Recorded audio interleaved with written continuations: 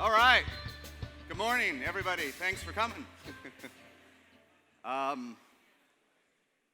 Appreciate everyone coming. We've got folks from India, New Zealand, Australia, France, UK. So thanks for everyone who had to travel further than an Uber takes you to be here, which is pretty cool. Yeah.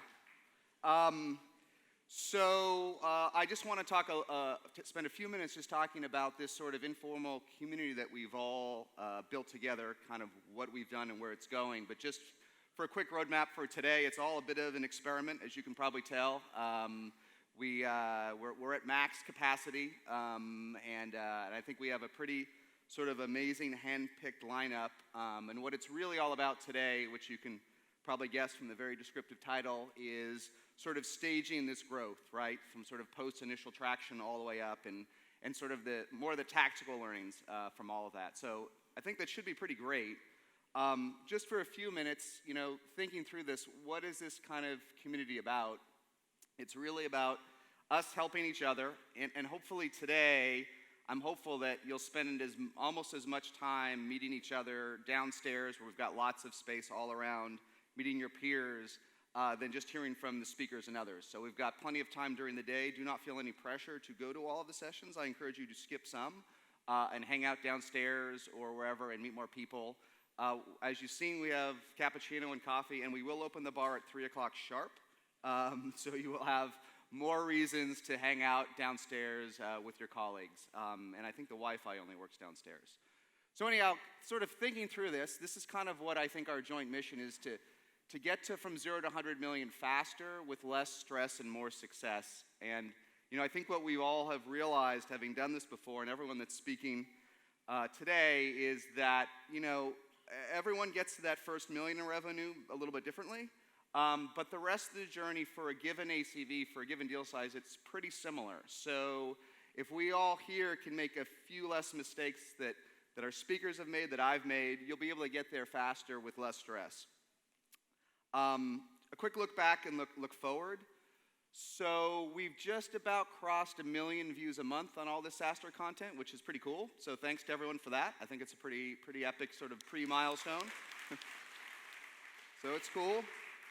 We've learned a lot. We've done about 1,500 Quora answers, which is kind of stunning. 220 posts, and it's gone pretty good. So I think we've sort of got this core that I think has helped a lot of people. And so what do we want to do with this now that we've sort of built this together sort of accidentally and organically? Ultimately, the goal is to help put together sort of the whole SaaS playbook to the extent that's possible. Every answer, every process, so that no one has to figure out the stuff that I had to figure out, that Aaron had to figure out, that's speaking next, Bob Tinker, all our other speakers, so that the stuff that has been done before, you will understand it. So that's kind of the goal. So there's sort of a couple stages where I'm thinking about it. Obviously, you've seen a little bit. We kind of redid the blog so that you can access more of this content, because most of it is not particularly timely.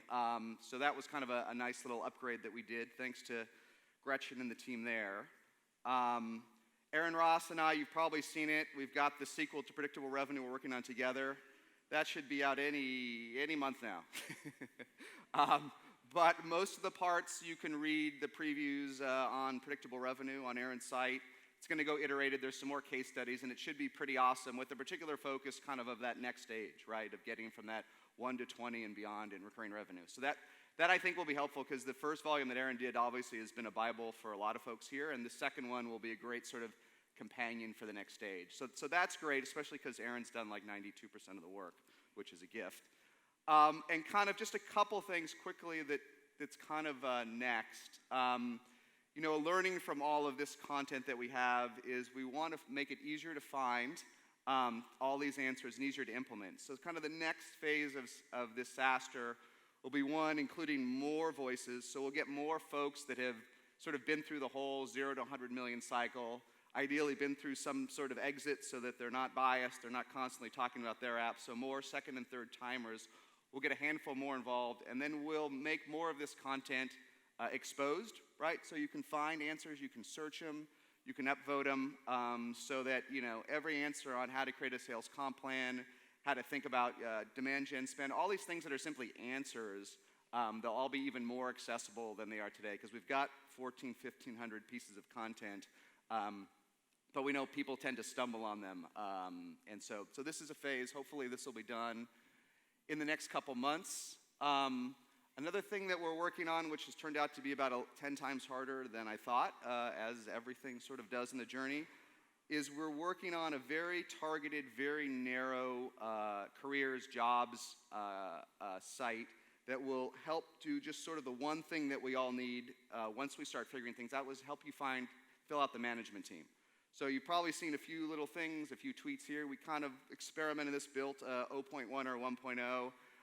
It didn't quite get where we're going to go, but you'll see this later this year. And the only goal, it'll be very narrow, which is to help CEOs find an extra person, an extra few candidates on their management team they haven't had before, and to help candidates find one or two interesting things they haven't seen before. So it'll be very, very narrowly targeted. It's not a job board. It's not a spray and pray, but the idea is to be a secret extra hiring weapon for CEOs and founders. So I was hoping we could launch it today, but as long as we get it done by next February 5th, I think it'll still be good. A lot of learnings, but the good news is, from learning from it now, I think we know how to make this awesome and authentic and accomplish its goals. So look for that over the coming months. The other thing we're working on, which has proven to be more complicated, but we will at some point, I think this year, try and come up with some physical space. Hopefully at least 30,000 square feet or more, and kind of the idea will be, sort of not co-working. We don't need co-working. It's once you already have revenue, but sort of collaborating together in a space where maybe everyone can get 500 to 800 square feet, a place where once you've got something going and you've got a sales rep or two, but you don't have an entire team, maybe you can work for 3, 6, 12 months with other folks and learn just like we're doing today. So there's kind of a little bit of a void there that can focus on folks that have revenue. So it's a little bit ambitious, but hopefully at some point this year, we'll have space for folks either outside of the area or in the Bay Area that have sort of just hitting initial traction and want to be with some of their more peers before they want to launch out and create their whole worldwide headquarters. So we're sort of working on that, which is a lot. And kind of just step back today, and then we can kick things off. It's all about scaling, so expect to hear a lot of stories. Don't expect to hear a lot of strategy. Don't expect to hear a lot of talk about the deep future. It's all about war stories and doing better. The main point's to have fun, right? We've got the bar. We've got this. Just as a reminder, this space at the end of the day will turn over. We'll all go downstairs for a bigger cocktail party, and they'll flip this around, this space, into a big party. We'll come back upstairs. So having fun and just being together is the biggest part.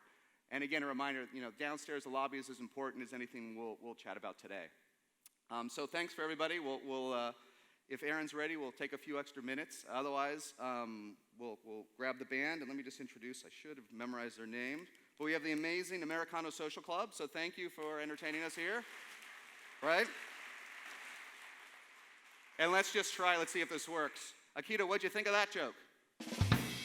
Good. That's perfect. Okay, I think we're warmed up. Okay, Aaron, does that work for you? The drums? Is that all right? Yeah. All right. Come on out. Yeah. Okay. Hey, thanks for coming. How you doing? Good. It's good to see you. Good to see you. Sorry we kept you backstage for like an hour or something like that. No, it wasn't that bad. How's the sound doing? So you're like the Jimmy Fallon of SaaS now? Is that the plan? You guide me. At first, because on the internet, it was looking more like you were heading the Tony Robbins direction. Tony Robbins direction? But yeah. That was because I didn't know about this setup, so. Well, thanks for coming. Yeah. Thanks for having me.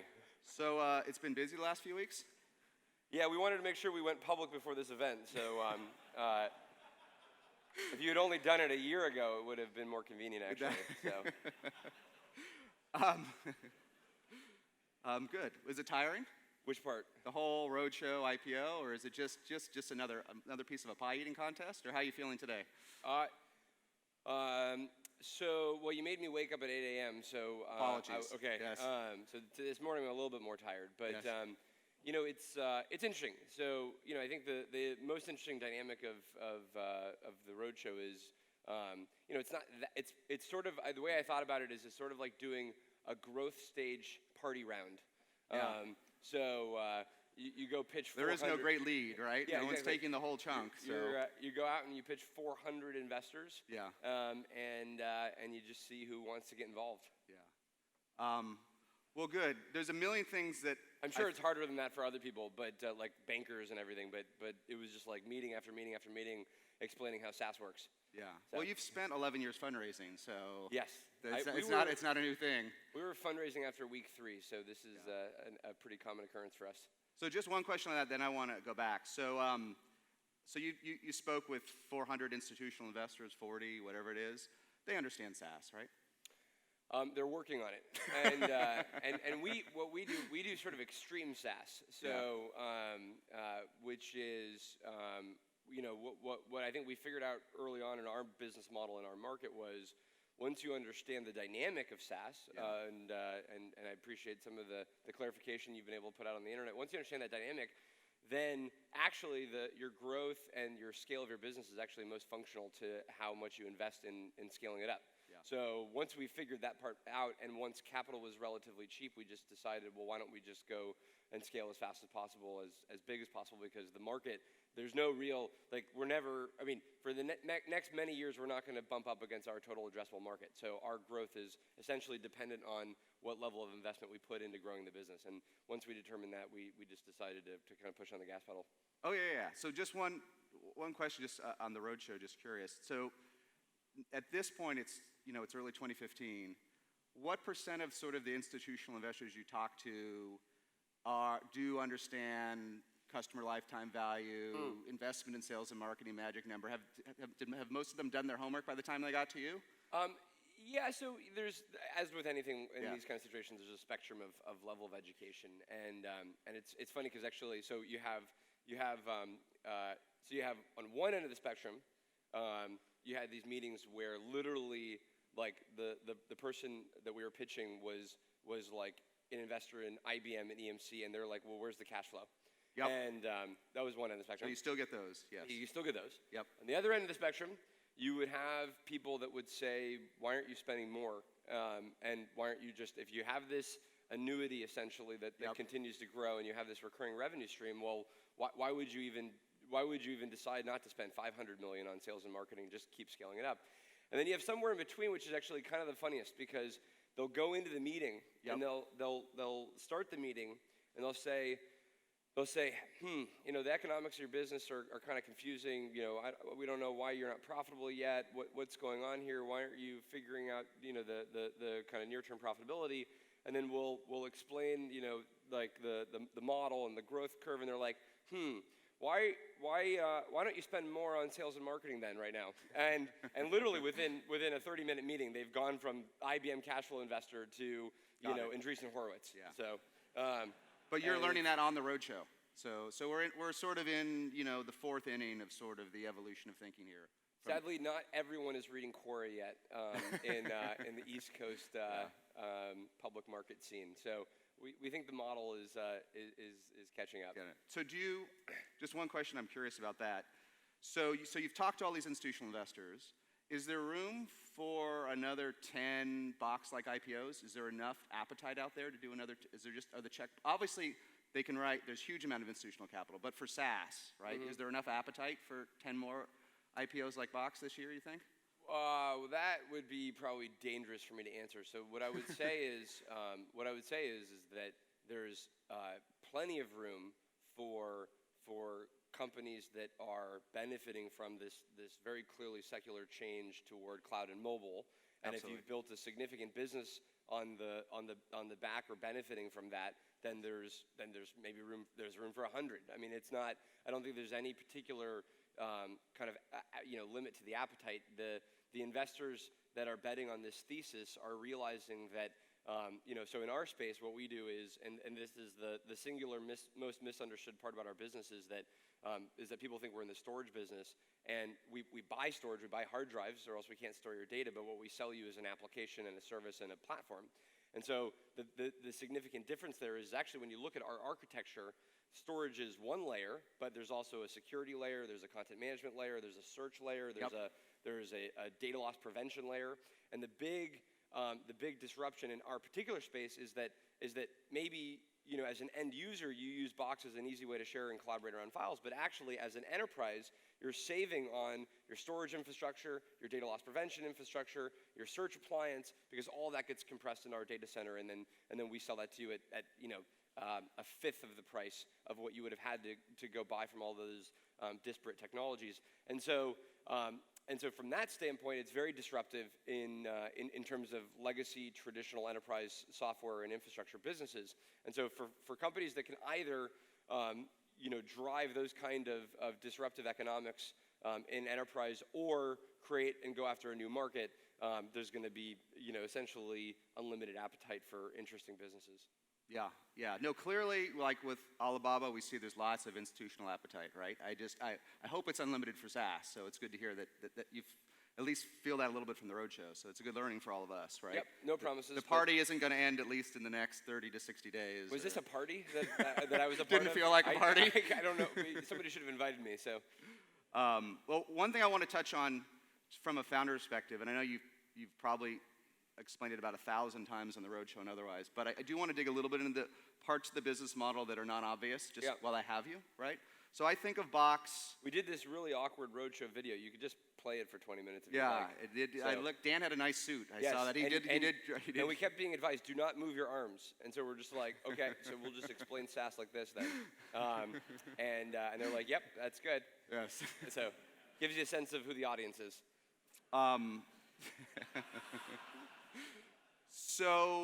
So I think one of the many things, I mean, obviously we've got SaaS business models, but Box also is what I call sort of an SML app, right? Because you've got small, medium, and large. It's not like Viva, where you've got to be pretty big, right? Mm-hmm. It's not like just small. And so it's confusing to a lot of folks who touch Box, right? I've got my Box node up right now, which has nothing to do with how your average seven-figure customer uses Box, right? And so a couple things. Let's start at the high end. Go ahead, sorry. No, I'll let you lead this. Tell me how now, in a seven-figure deal, how the CIO thinks about Box and what they're looking for from it. Yeah, right? so that's also, I think we also didn't benefit from that part of our business model, which was really interesting. Because in all of the growth years, we actually benefited tremendously from consumerization and all of the, it's fascinating. All of the trends that actually drive our business and our revenue were actually confusing the investment story. Because what happens is we build and we try and build software that is going to be incredibly easy to use, incredibly elegant. It should feel like the best-in-class consumer technologies, and sometimes it doesn't, and we screwed up, but we're, like, at least as a mission, like, that is our job. Yep. And so it's interesting because by virtue of doing that, it ends up confusing a lot of the investment community because they're like, well, this is like iCloud or something like that. And we're like, maybe for just the end user knowledge worker when they load it on their iPad, but you have to remember that what the enterprise has had to deal with is all of this infrastructure and software and security. And so it was really interesting because I think we were one of the first companies, many companies with SaaS have gone public, and that model is largely understood. We sort of have like an extra derivative of sort of consumerization and SaaS, which made it a little bit more complicated because you have to be able to separate, okay, there's something that the IT organization buys, which is different than what the user has. And maybe what the user has looks like it's somehow like a consumer technology, but actually what they're selling is this enterprise thing, and that's where all the revenue comes from. And so that's actually led us to be successful with the GEs and Eli Lillys and Toyotas of the world. But to investors, it's not as simple as just saying, hey, yeah, it's an HR system, it's boring, you won't understand it, but we make lots of money. Yep. And you have to be able to actually wrap your head around two principles at once. So, and then what was your question? Well, so we've got GE or Eli Lilly or pick your SML. favorite. SML? Yeah, so when you go into one of those big deals, who's buying? Yes. And really, why are they buying, right? What are they looking to do? Is it to control content? I mean, Box, we can talk about workflow and all this, but what's driving that check, right? Yeah, so this is actually probably the most interesting thing for any startup is that tends to change at each phase that you're in, and not just the customer you're selling to, but your own maturation as a product and an organization. So you go back 8 years ago when we decided to focus on the enterprise, and the sale was really to, at best, a departmental level business person, Yep. as opposed to even departmental IT. Yep. Someone that wanted to manage their team. Yeah, Right? it was, Just make sure we're on the same page with content on my team, my guys, my sales team, whatever it it was is. the sales manager, it was Yep. the marketing manager, it was the product manager of a 100-person unit, Yes. right, of P&G. And if that's all you did, how big would Box be today, you think? If that was all you sold? Probably like $1 billion or something. So, because we would have spent less on sales and marketing. That was a joke. But we would be, I don't know, we'd be a $25 million business. I mean, Yeah, it would be a right. productivity app, and which is like completely nothing wrong with a productivity app, believe me. But it would not have been able to be in a strategic conversation with the CIO. Yep. So you sort of start at the productivity conversation, and that is generally a sale to a department or a team. And then what started to happen was you saw, so it was interesting. So if you really go back, right, to how long do you want to make this? When am I off? Well, we've got time. When's Bob we on? gained a few extra minutes. Okay, We've got 33 minutes, so Okay. take your time. That 33 is just me? Well, I gave you a few of my minutes. You don't okay. have to use all of them. Okay. So, okay. But we don't have to go back to like 04. Okay. So I was Maybe in my dorm room. 08's far enough back Okay. in time, right? Okay, got it. So basically, so when we started the company, the idea was just really simple and secure file sharing and collaboration. It got brought into businesses at the team and individual level.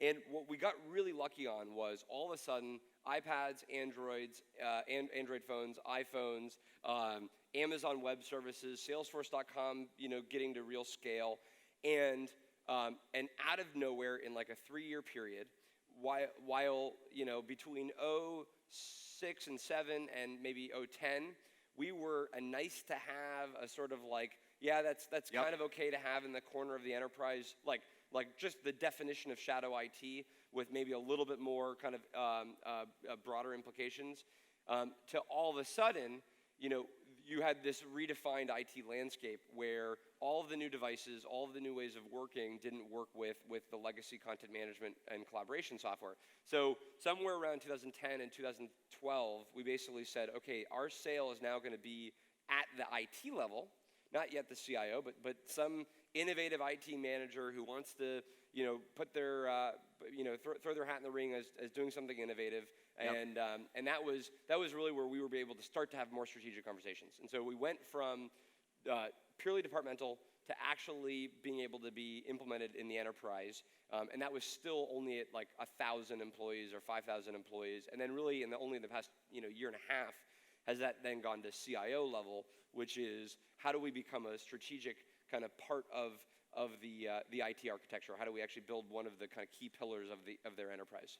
And so now it's 2015, right?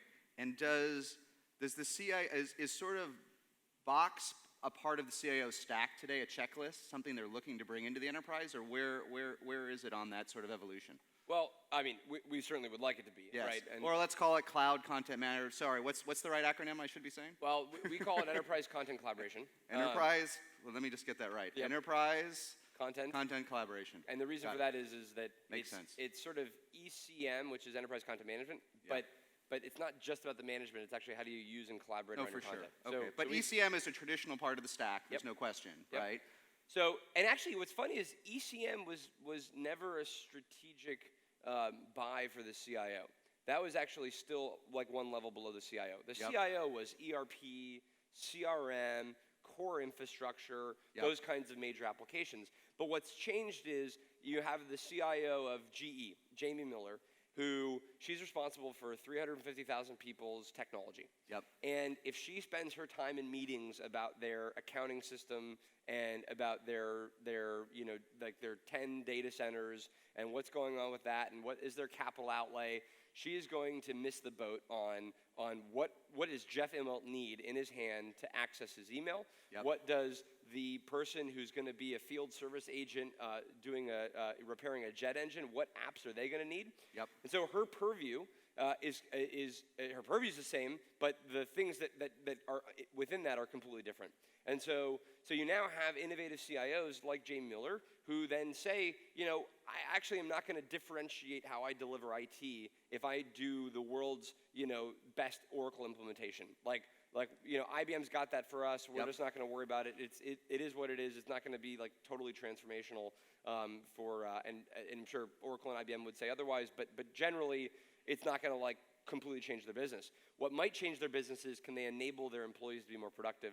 Can they actually get more performance out of the business with new applications? And so she's actually having a very kind of startup-oriented mindset, like who in the ecosystem should I be working with that's going to give me that next generation set of technologies? And largely it's going to be companies in this room. It's going to be companies like Salesforce and Workday, and that means that we're becoming now a strategic layer in the enterprise, because we can represent really driving that mix between end user productivity, but also saving you tens of millions of dollars on your infrastructure that now you just don't have to go manage. But it's interesting, so with the case of her, that's still a hero story, right?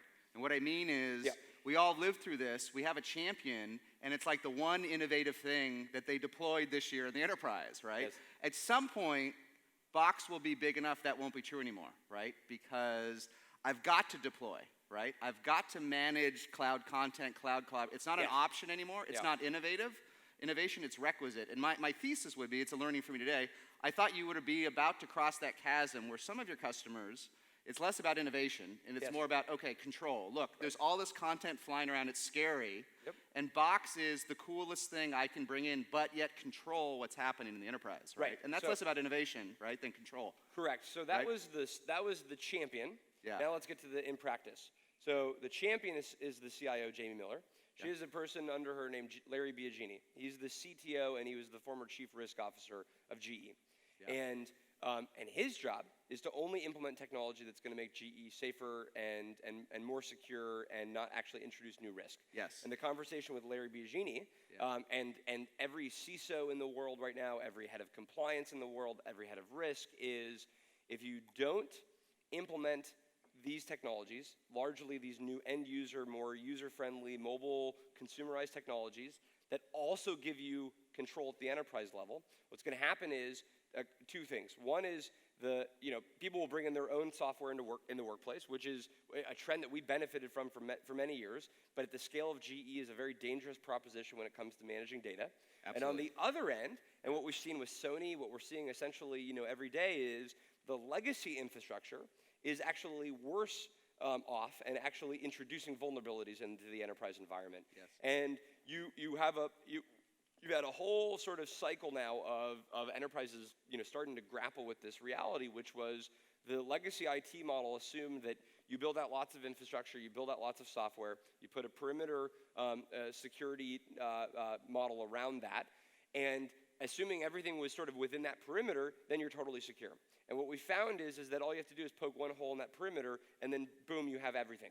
And that was because the security stack was separate from the storage stack, which was separate from the content management stack. And so all of these things were disparate components that never were integrated because they came from different vendors, and they all sort of assumed it was somebody else's responsibility from a software standpoint to solve that problem. Yeah. So now you have organizations that are recognizing that actually it's my legacy architecture that is keeping me unsafe or preventing me from becoming safe.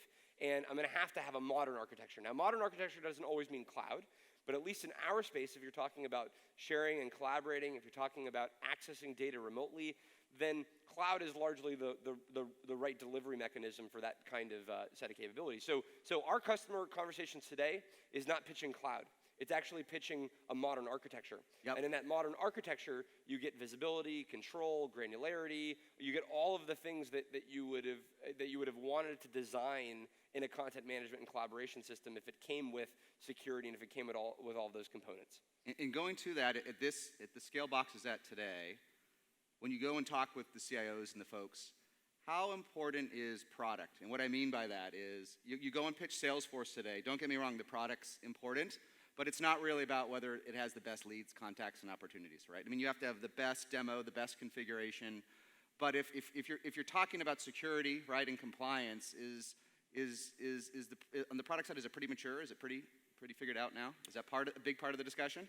It's now when you say product, do you mean on the user side or the just back? Well, I think for the audience technology? here, I'm guessing when you go in to pitch a 7 or 8 figure deal, right? It's not like you're talking about features. You're not actually. Some of our Or best. perhaps you are, right? This is still the. I think you're calling it the hero sale, right? So in that situation, it's actually still our demo, which is hands down the best way to get somebody excited because they've never seen that demo before. Yeah. With security, with compliance, with the control. Got right? it. You've never been in a hospital and seen beautiful software that's also HIPAA compliant. Yep. You haven't been in a financial services institution where you can share and collaborate in a consumer-like way, but also have FINRA compliance. Yes. So it ends up being that connection between these two disparate, and two traditionally sort of this paradoxical combination of how do you have simplicity with security and with these controls. And again, the reason for that was traditionally, a whole bunch of reasons. People just sucked at building enterprise software before. Yep. But then also, the SharePoint product manager assumed that somebody else was going to solve the security. And so by the time you actually got implemented in the enterprise, the SharePoint product manager can do anything they want all day long to be innovative, but when it actually gets implemented in an enterprise, all bets are off on how your product is actually going to work and perform. Yeah. And so it is actually still that end user experience that is backed by the enterprise capabilities and that robust platform that make it a sale that works at the CIO level.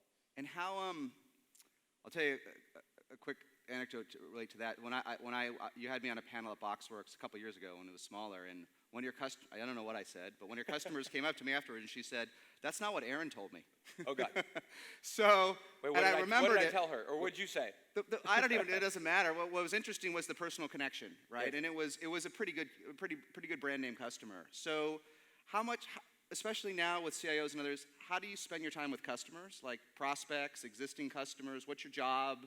How has that changed, if at all, at some level over the last couple of years? Right? Yeah. And what's your advice to the folks here? Well, this is tough because my evolution was different than probably how I would recommend other people do it. That's why we're here, Okay, right? got it. Because Oh, of learnings. Learnings. Okay, right? okay, Learnings, right? That's the whole point of this thing. Okay, got it.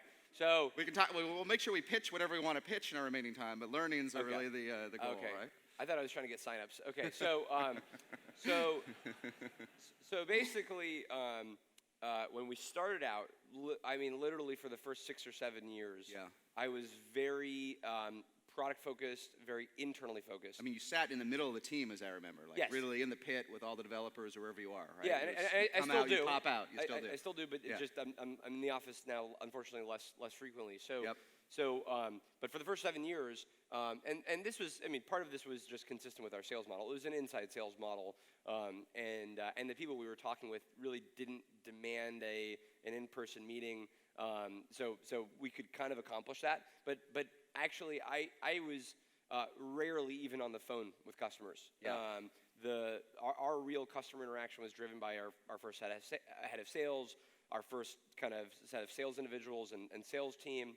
And so I was super product focused, and then we had a sales operation. And we would meet, almost daily on just like, hey, what are you hearing? What's going on in the field? What are customers asking for? And then we would through any means necessary try and build the kind of things that we thought were going to be important for these customers.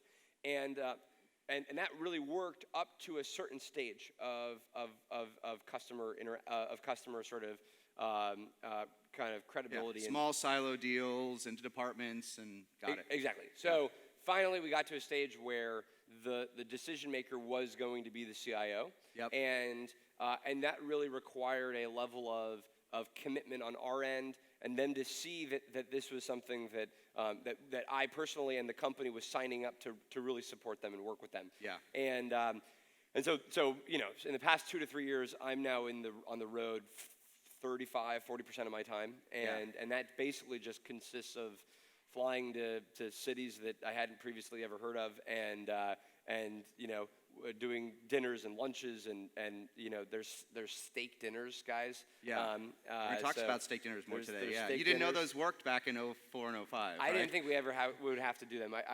But they work, don't they? Well, it's to me it's more of a practicality. You have so many hours in a day. Yeah. Some of those hours people eat food, and so if you can combine food and meeting a customer, it's just really convenient. So maybe it would sound better if we called them like sandwich dinners or sushi dinners. Like actually, I rarely eat steak like specifically. Understood. Yeah. But yeah, I mean it's sort of less mysterious when you're actually there because you're just eating, talking about IT. So you went from, so you got pretty far spending really 0% of your time directly interacting with. So is the learning that you would have done more? I would have done a lot more. A lot more. Yeah. And I think we got away with it because we could be our best customer. So we were sort of, our own company was scaling at the rate that our customers' environments sort of adopted. So like when we were 200 employees, our biggest customers were maybe 500 user deployments. So we kind of just knew like, okay, what is the security you need? Yep. What is the content management capability you need? And then it started to really, the size of our customers started to dramatically outpace our own ability to sort of, assume or kind of guess what was right for them. And this is the really hard part about enterprise software versus consumer. Yeah. So in the consumer model, the expectation is that maybe the customer's not right and you could just build whatever product you want and it's because you can be your best consumer. In the enterprise, the biggest challenge is that you can't necessarily be your best customer. You don't know what it's like to be on an oil rig trying to pull up mission-critical documentation. I mean, maybe 3 of you do, right? We don't know what it's like to be in a hospital and you're spending most of your time in an electronic health record system and you need to pull up a medical image. So unless you actually get out and see what people are doing, how they are thinking about IT, you can't make the best product decisions for your customers. And I think the thing that the big difference, though, and this is something I would never change, is a lot of companies confuse getting to know your customer and that customer intimacy with building whatever they ask for. And that's obviously the road to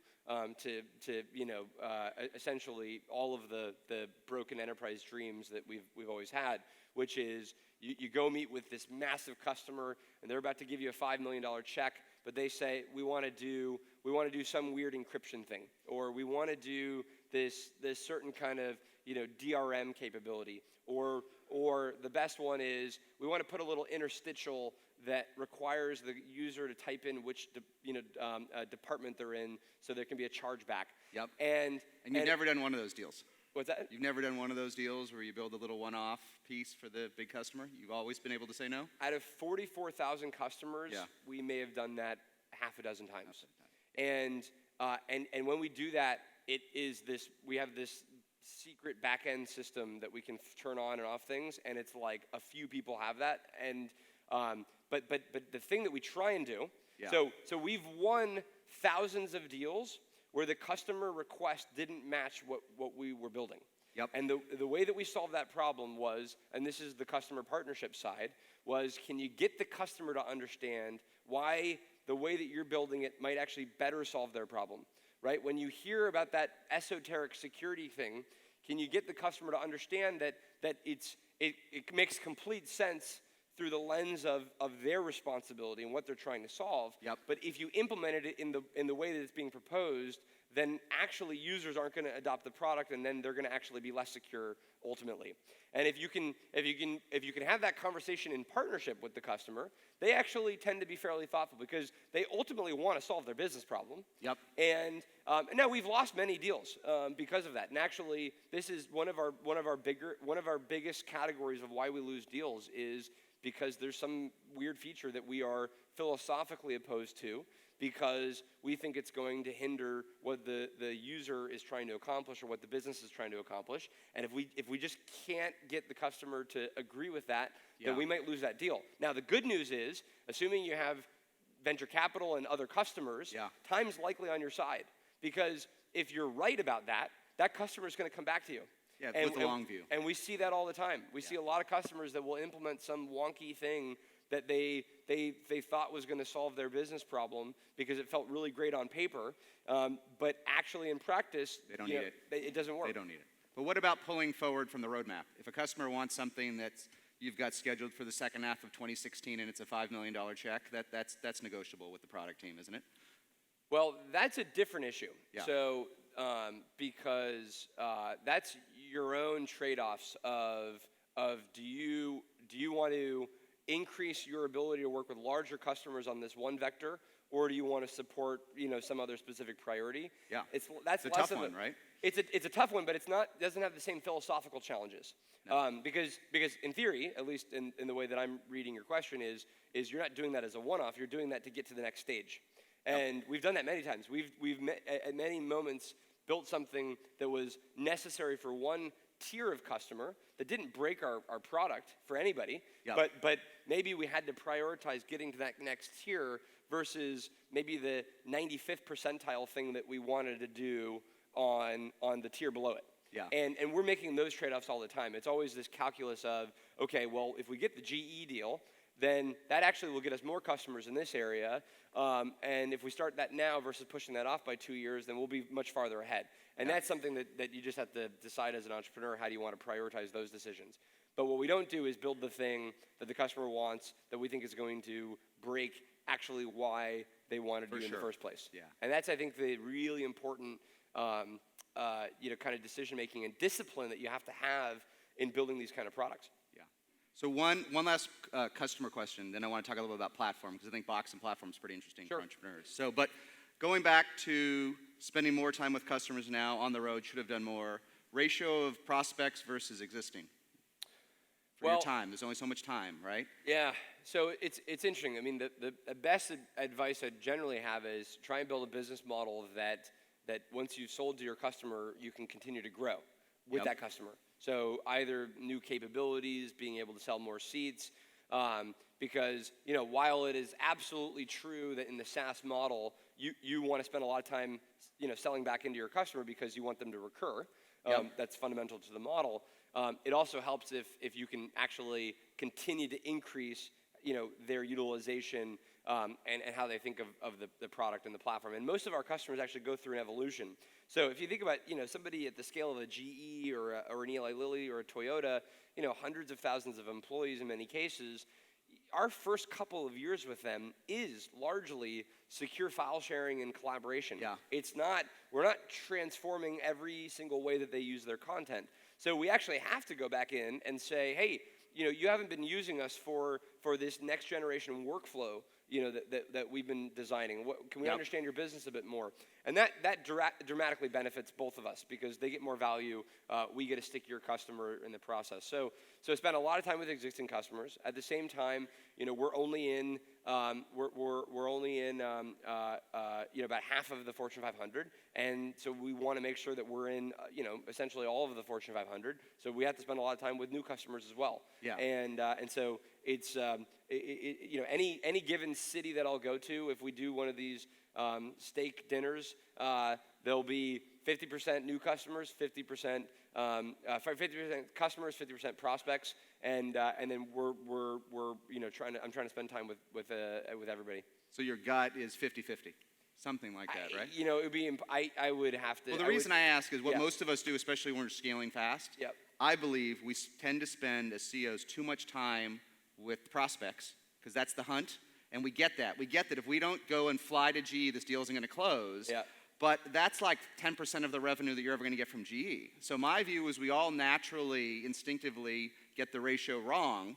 And the best way, I think, for Box to get from 250 to $1 billion is probably to go sit at GE and Toyota and Eli Lilly and make sure all those seats deploy and then they'll get you more customers and more case studies rather than getting pulled into Ford, or maybe Ford's a customer, but the next Toyota, right? Well, now I'm going to say something that I actually, I don't even know your thoughts on. So why don't we talk about professional services for a second? Yeah, it's a good topic. What's your official take on it? I think that personally, I was an idiot not charging for professional services. It's free money. Up to about 25% of your revenue, it still counts as recurring revenue, and you have to do it anyway. The customers are happy to pay for it. I learned as a corporate vice president at Adobe, it's already budgeted in procurement. Right. You don't even actually have to ask for it. Right. When the PO goes in, Like, there's a buffer for 15 to 20% for services, and then there's another buffer, and we'll talk about platform, 15 to 20% for the other crap I have to buy to make that product actually work, right? Integration. So I wanted easy to use product, but you're an idiot to not take that 20% or whatever the number is. What is it for Box? I don't remember from the SOS. Right now it is far less than that, but it's actually been a bigger priority for us because it goes towards solving that problem, which is which is, okay, we've got this great customer, they are deploying the product, but why don't we have an active conversation and strategic conversation with every one of their IT architects at all times on how can they be using us more, and how do we make that not be any kind of trade-off decision for us, right? Like, because normally if they're not paying for it, then you're going to have to say, well, how do we balance all of these customer success managers' time with all of these customers? If we can have a partnership with GE where they're actually funding the ability to find all these new use cases, that's actually a great partnership for both of us. Yeah. So I would say that the CEO, if you're having to be responsible for that 250 to $1 billion, then you might want to just look at investing in some other areas. But I still am pretty balanced with my time. Yeah. Okay. So Box is very interesting on platform to me for a bunch of reasons. So let's first of all go back in time. Okay. Early days, like open Box, right? So you invest in a platform because before Box is in any way big enough to be a platform, right? Maybe, right? Challenge me on this, right? And so give me your thoughts on two sides. How do you build a platform, right? And then how do your partners make money off it, right? How do attach rates work, scale, right? Because I think Box tried to push the envelope of time, right? Yep. And be a platform as early as you could be in the life cycle of a company, right? Yeah. So what you're referring to was now a retired brand that we had called OpenBox, which was 2008, I believe. And that was our first way to take data from Box and open it and use it in applications such as EchoSign. So were you guys one of the launch partners of that? One of the first ones, That's a incredible. long time ago. Wow. I didn't even know what was going on, but sounds good. Let's do it. We are old school. Actually, funny enough, Yeah. I think I received checks in the mail from you guys for like a long time. You did. So- I hand signed them. Yeah, Straight to you. Yeah. We were getting like $200 referral fees. Those were good days. That's beer money, right? So we had actually APIs in our first year, so back in 2006, and the original idea was, well, if you're storing your data in Box, but we're only going to build one interface for you to access that information. There are potentially thousands of interfaces that you want to be able to pull up your data from. So we built the APIs very early on, and then we said, the next step was, okay, how do we actually encourage more utilization of that from customers? So we built OpenBox, which opened up the platform a bit more for users. And then we eventually, kind of 2 or 3 years later, early 2010 timeframe, we said we need to expand this even further. Mobile was emerging, obviously, as a very hot topic. And so we said, well, one of the unique things about mobile is there's not really a file system concept in the same way that there is in your desktop. So there actually needs to be a cloud file system. And if you're building an enterprise application, what's going to happen is you're going to be creating data and content that the enterprise is going to care a lot about. So if you're an app that has note-taking or collaboration or a document workflow, the sort of the value proposition is somewhere in the IP and the user experience and the workflow.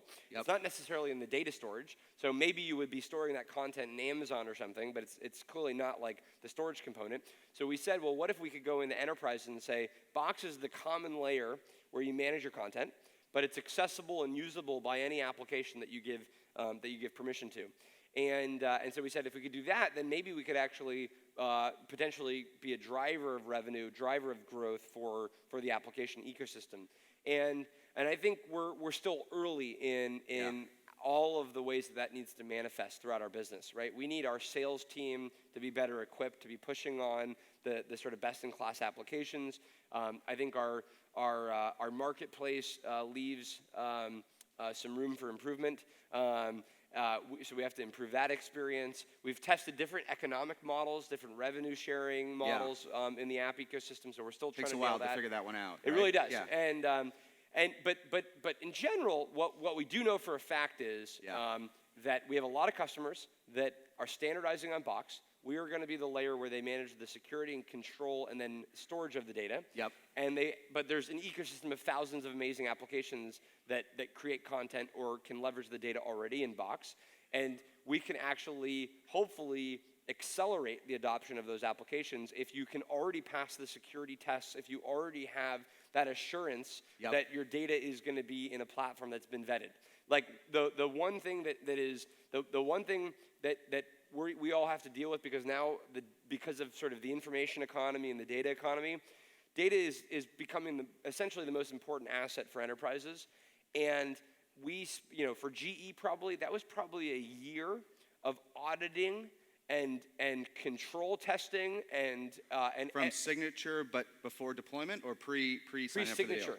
A year. So, okay, a year. So we had to spend a year on working with the security team, the compliance team, the risk team. We did audits. All hoping to close the deal. What's that? All hoping to close the deal. Yes, exactly. Right. So I mean, even now, it spends a year for Box to get through that. See our financials. So you spend a lot of money because not everybody buys this stuff on day one. So for sure. So you have to spend a lot of money to invest in working with these customers. And so for, let's say, a year, all of the time around auditing, testing, selling, marketing to GE is unprofitable.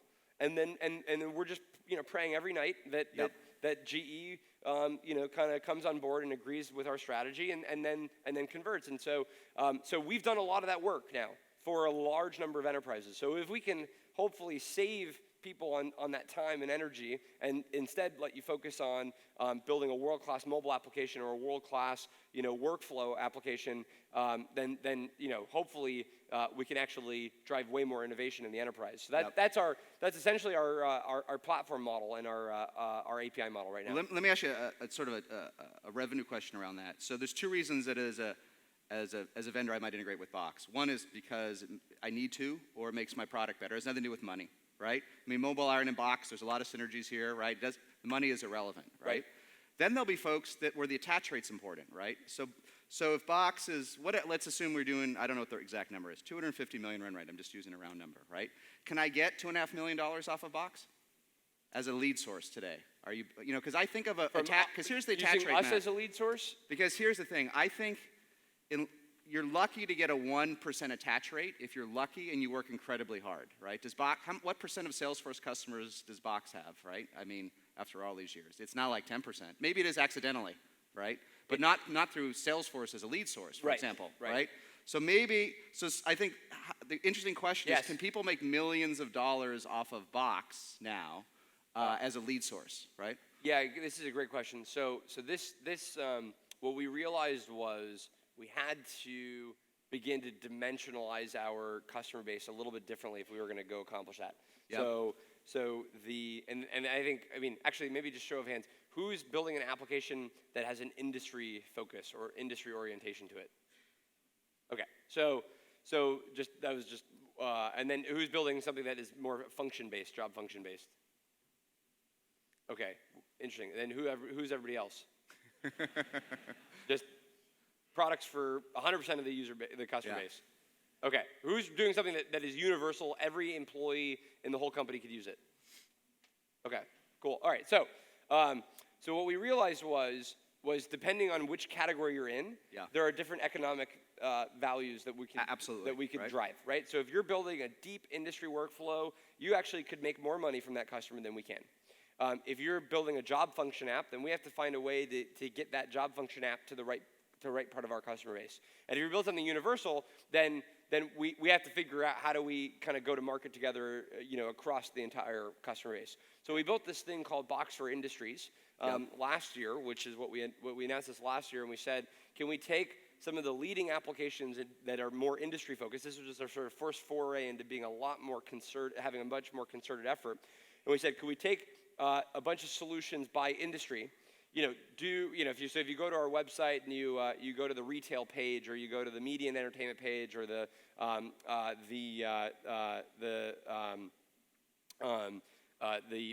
financial services page, or whatever, you're going to see our healthcare page. You're going to see partners listed out, and we basically want to continue to expand that.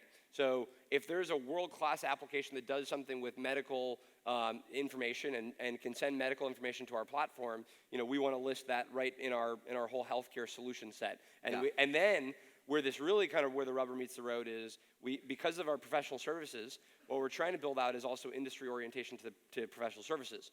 So if our PS team can actually say, here are the 5 or 10 best industry apps for this industry. Yep. Can we actually help you implement them to go solve additional problems that you're going to be running into? So we'd like to have an end-to-end view of from the first from the first time you touch our website to the first sales conversation to the proof of concept all the way to implementation. How do we actually take a platform and a partner point of view to that process? And so that's what we're working on. So definitely email us if you haven't, because this is what we're building out right now. Yeah, one question I'm curious, because Box did a lot of things super early. What I'm wondering if you did later was true verticalization, right? So you meet anybody that came out of SAP in the 90s, and the first thing you'll meet them at 1 million in revenue, we gotta have Box for healthcare, Box for that. They tell you this is the roadmap at like 500,000 in revenue, right?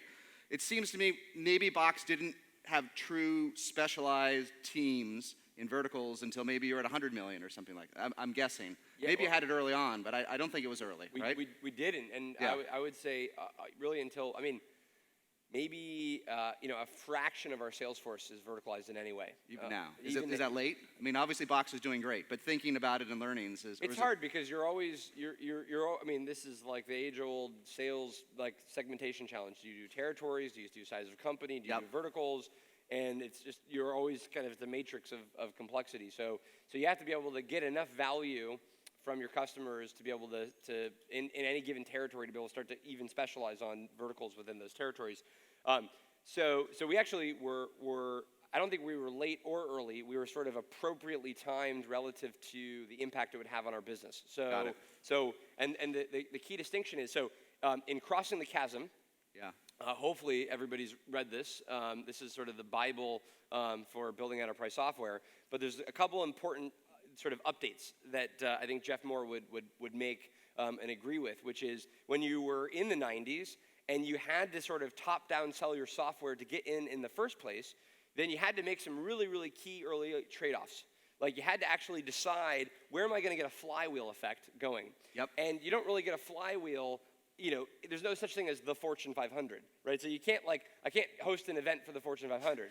So you can get a flywheel though at a sub-level of that. I can get a flywheel going in life sciences. I can get a flywheel going in energy companies. And so in the 90s, you kind of actually had to verticalize very early on, or you had to go after a very specific need, because it actually was the only way that you were going to be able to build a sales and marketing engine, because it was going to be very people-based, and people have to have priorities and all of these challenges with humans. So in the internet world and an inbound world, like when we launched Box, and it was called Box.net at first. When we launched Box.net, like within the first month, we had people in government, we had universities, we had energy, we had consumer packaged goods. Yep. So we didn't actually have to make those kind of decisions.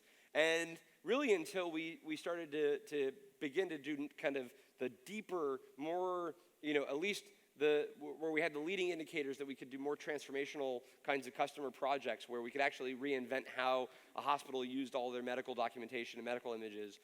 We didn't really actually have to verticalize. And now this is becoming a new layer to our business. Got it. That's cool. Well, good. We're just about out of time. Anything you want to hit that we didn't hit in our time? Any advice from me? Any advice?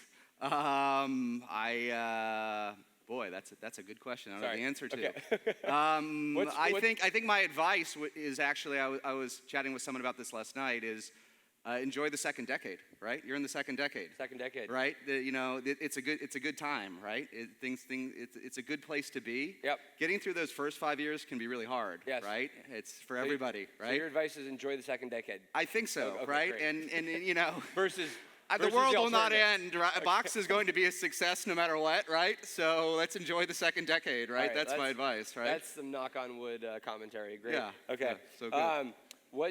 So when are you going to launch something? What are you doing? Well, are you just trying to make lots of money off all of us? We're making nothing. We're hopefully to break even, right? But I think just our goal is just sort of help the next generation and distribute it so that all the stuff we had to learn, like these people don't have to learn it. Yep. They can just figure out how to make a better product.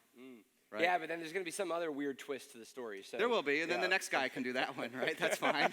That's a natural evolution. All right, and can you stay for a minute with Bob if he's here? Absolutely, of course. All right, thank you, Aaron, very much. Yeah, thank you.